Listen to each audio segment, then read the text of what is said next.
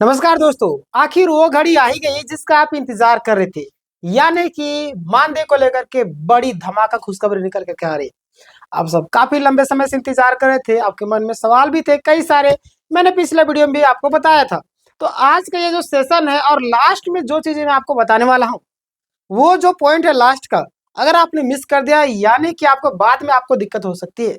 तो वो पॉइंट आपको मिस नहीं करना है। तो चलिए आप लोग बिना देरी को स्टार्ट करते हैं। यहाँ पे आप देखिएगा मानदेय को लेकर के बड़ा खुशखबरी निकल कर आया। जनवरी 2026 का पेमेंट, इंतजार खत्म। लेट क्यों हुआ था, सच्चाई आपका सामने आ चुकी है। अगर क्या क्या चीजें हैं ये जानना अति आवश्यक हो चुका है। मैं आपको बताता हूँ। बहुत सारे हमारे वीडियो को नए कैंडिडेट थे, उनके लिए भी मैं सारी चीजों को जानकारी देने वाला हूँ। तो ये देखिए, यह मामला किसका है। तो ये जो मामला आपका झारखंड के सहायक अध्यापक यानी कि पारा शिक्षक का है। किसका?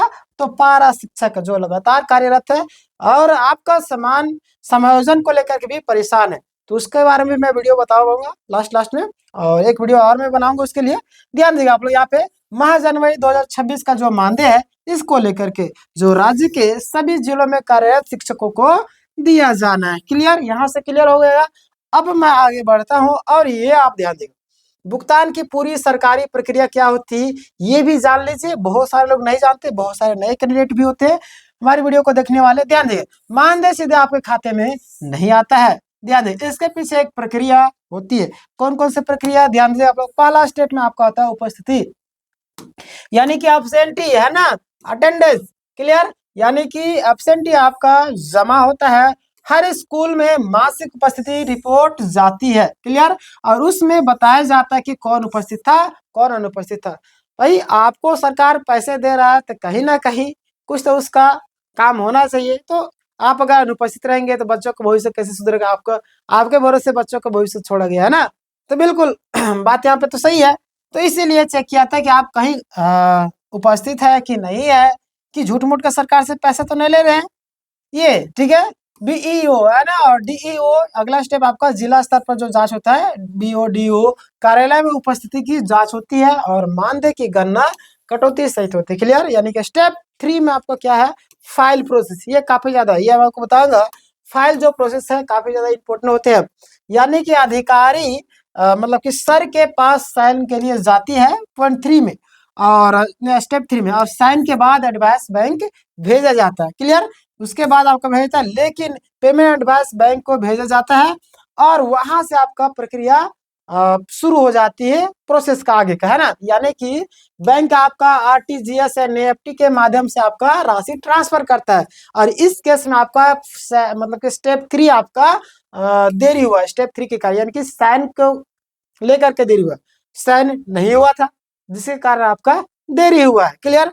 अब देखिए, देरी होने का जो असली रीजन है, कारण क्या था ये जान लीजिए। देरी तो हुआ पॉइंट 3 यानी कि साइन नहीं हुआ, लेकिन साइन नहीं होने का भी कहीं ना कहीं कुछ कारण था।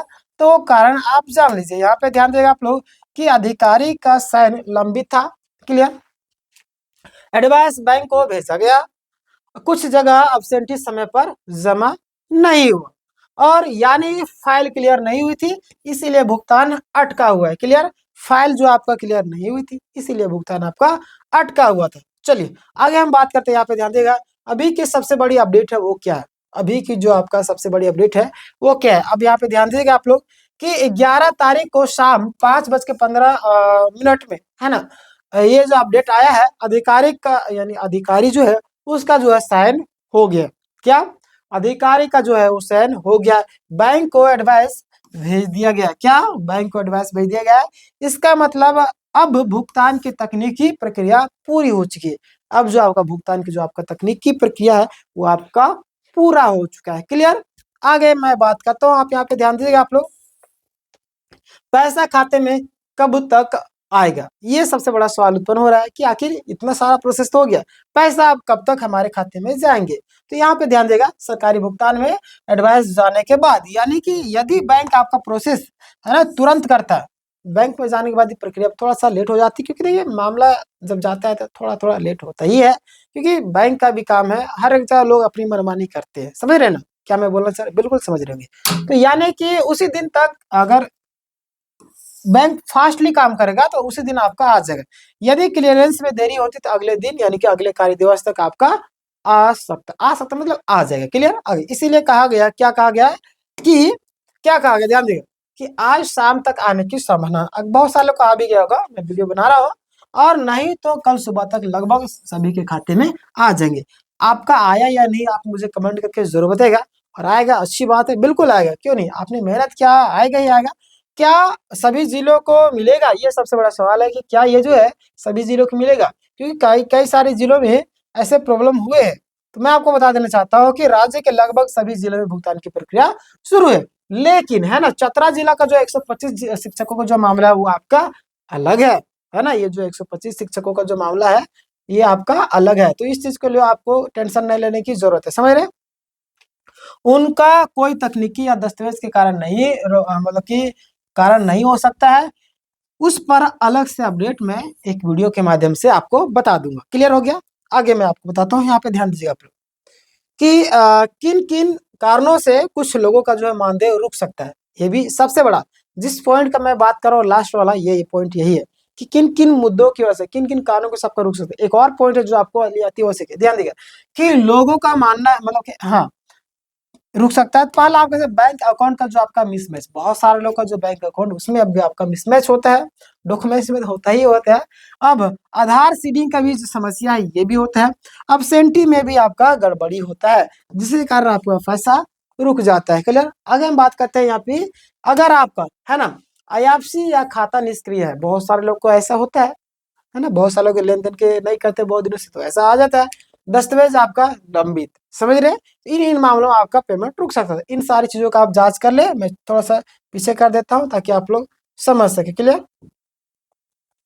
इन सारे चीजों का आप जांच कर ले, यानी अन्यथा बाद में आपको तकलीफें होंगे। ठीक है, ये आपका सारी चीजें क्लियरेंस होना चाहिए। आगे हम बात करते हैं, यहाँ पे ध्यान दीजिएगा आप लोग, आगे क्या सावधानी रखना है, आगे आपको क्या सावधानी रखना है, ये सबसे बड़ा अहम बिंदु है। ध्यान देगा, हर महीने समय पर उपस्थिति आपका जमा करना है, और बैंक अकाउंट अपडेट आपको रखना ही रखना है, और आधार लिंक चेक करना है। कई बार ऐसे सिचुएशन होते हैं, बहुत सारे लोग मिनिमम बैंक बैलेंस वाला में खुलाते, जैसे अभी हमारा हजारीबाग का एक है, उसमें मिनिमम 3,000 रुपये मिनिमम रखना ही पड़ेगा, स्टेट बैंक का है ना। तो उसी तरीके से बहुत सारे बैंकों में अलग अलग क्राइटेरिया, बहुत सारे जगह 7,000 रुपये मिनिमम रखना पड़ेगा, तो नहीं रखते तो वहाँ पे भी आपको दिक्कत हो जाती है। तो वो सारी चीज आपको मेंटेन करना पड़ेगा। जिला ग्रुप सूचना चैनल से जुड़े रहे, वहाँ पे आपको मिल लेंगे अपडेट। क्लियर? आगे हम बात, शिक्षकों को क्या अपील है, ध्यान दिए। देखिए, आप सब जितने भी कैंडिडेट है, ध्यान दिए आप लोग कि अपना बैंक खाता चेक करें, और यदि पैसा आ गया तो दूसरों को बताएं। क्लियर? भ्रम की स्थिति को उत्पन्न ना करें, यानी कि भ्रम की स्थिति भी इससे खत्म हो जाएगी। आगे बात का पूरा निष्कर्ष आप सभी के लिए क्या है, ध्यान दिए। जनवरी 2026 का जो आपका मानदेय जारी, उसके बाद आपका है साइन भी आपका हो चुका है, एडवाइस बैंक में भेज दिया गया है, और भुगतान आपका शाम तक या कल सुबह तक आपका हो जाएगा। अब यहाँ पे एक और सवाल है कि चतरा वाला 125 वाला जो मामला है, 125 वाला मामला है वो आपका लंबित है। क्लियर? रही बात समायोजन को लेकर के, उस पर मैं एक डिटेल में वीडियो लाने वाला हूँ, जिसमें कई सारे पॉइंट को मैं कवर करने वाला हूँ।